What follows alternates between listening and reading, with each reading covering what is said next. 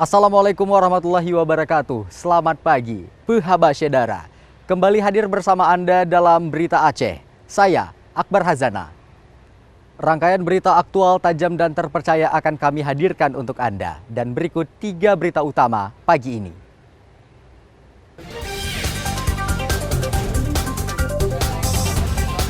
Komisi Independen Pemilihan Aceh Timur menggelar penghitungan suara ulang untuk pemilihan anggota legislatif DPRK dan DPRA.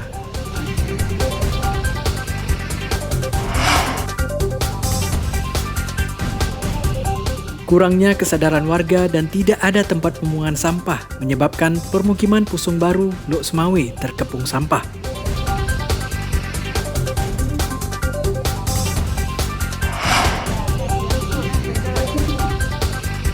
Warga sejumlah kecamatan Loknga, Kabupaten Aceh Besar terus mengalami krisis air bersih akibat kemarau yang berkepanjangan.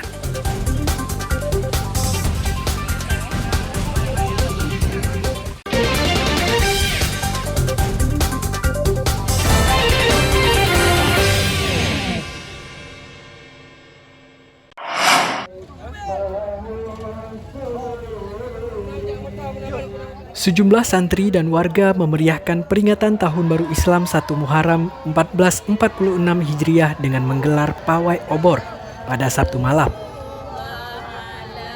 Pawai obor yang diikuti ratusan santri dari Pondok Pesantren Istiqamatuddin Nahdlatul Huda, Inahu, Kota Lok Semawe ini untuk mensyiarkan agama Islam. Pawai obor bukan saja dimeriahkan kalangan dewasa, tapi juga anak-anak. Mereka antusias membawa obor sejauh 10 km dengan melewati jalan utama Kota Lok Semawe hingga jalan-jalan desa. Sepanjang perjalanan, para peserta tidak henti-hentinya mengumandangkan salawat kepada Nabi Muhammad SAW. Selain pawai obor, perayaan Tahun Baru Islam ini juga diwarnai dengan zikir dan doa bersama di pondok pesantren. Mereka berharap Tahun Baru Islam kali ini bisa terhindar dari bahaya dan penyakit serta mendapat keberkahan. Yang kita laksanakan sebelum maghrib tadi udah berzikir, baca Al-Quran, sampai setelah maghrib ada bacaan doa awal tahun dan akhir tahun. Dan sekarang setelah Isya kita akan mengadakan pawai obor guna untuk memberi keberkahan kepada Kota Lok Semawe dengan berzikir sambil berjalan. Momentum Tahun Baru Hijriah dapat dimanfaatkan warga untuk berhijrah dari kebatilan kepada kebenaran. Dengan demikian, keluarga Sakinah Mawadah Warohmah akan terwujud. Tim Liputan melaporkan dari Lok Semawe.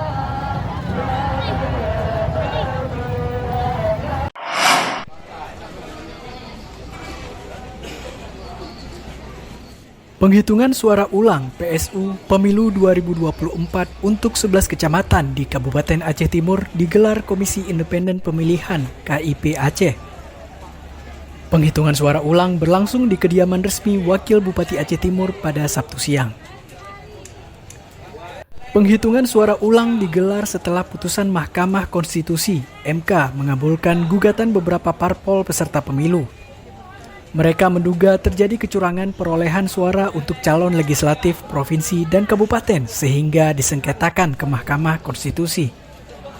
KIP Aceh Timur harus menghitung ulang perolehan suara 539 TPS yang tersebar di 185 desa di Kabupaten Aceh Timur.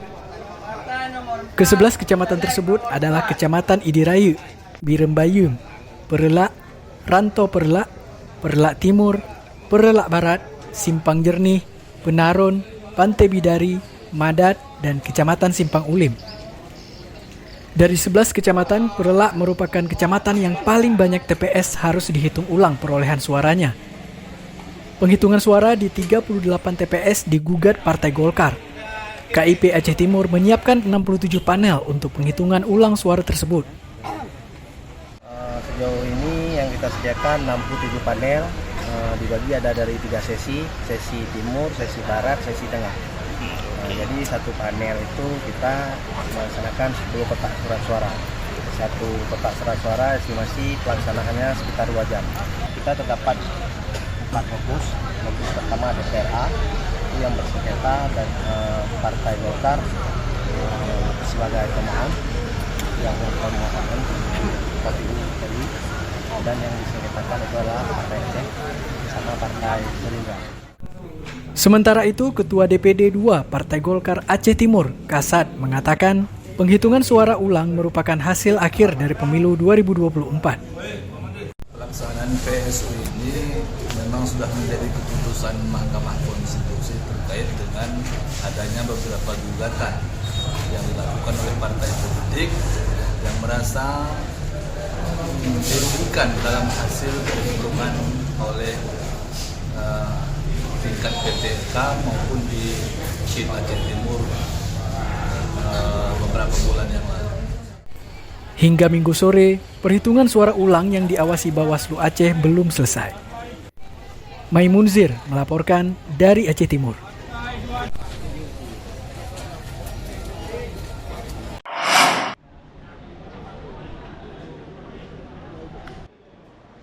Penghitungan suara ulang PSU Pemilu 2024 untuk 231 TPS di Pidi Jaya berlangsung di kantor Bupati setempat pada Sabtu siang. Penghitungan suara ulang sebagai tindak lanjut putusan Mahkamah Konstitusi. Komisi Independen Pemilihan KIP Pidi Jaya menggelar penghitungan suara ulang pemilihan anggota legislatif DPRK Dapil 1, Kecamatan Merudu, dan Ulim, serta Dapil 3 Kecamatan Bandar Baru. Komisioner Bawaslu memantau dan mengawasi penghitungan suara ulang di Pidi Jaya. Selain di Pidi Jaya, penghitungan suara ulang juga berlangsung di 11 kecamatan di Kabupaten Aceh Timur. Bawaslu berkepentingan pertama untuk memastikan bahwa proses penghitungan ulang surat suara ini memastikan agar secara teknis dilakukan oleh KPU ini harus taat kepatuhan waktunya, dan pengawasan ini tentunya dilakukan pengawasan melekat oleh jajaran pengawas pemilu untuk memastikan agar proses ini berjalan dengan lancar. Penghitungan suara ulang digelar untuk 770 tempat pemilihan suara yang tersebar di Kabupaten Pidi Jaya dan Aceh Timur pasca putusan Mahkamah Konstitusi. Majelis Hakim Mahkamah Konstitusi yang menyidangkan perselisihan perkara pemilihan umum 2024 mengabulkan gugatan pemohon, sehingga KIP Aceh diperintahkan menghitung suara ulang pemilihan anggota legislatif DPRK Pidi Jaya Pemilu 2024 untuk Dapil 1 Kecamatan Merudu dan Kecamatan Ulim, serta Dapil 3 Kecamatan Bandar Baru Pidi Jaya. Tim Liputan melaporkan dari Pidi Jaya.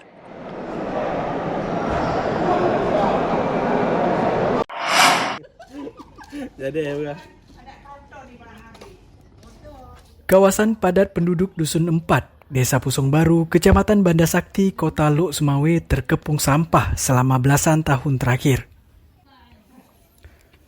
Selain kurangnya kesadaran warga, kondisi ini juga disebabkan tidak adanya tempat pembuangan sampah, sehingga warga telanjur membuang sampah sembarangan.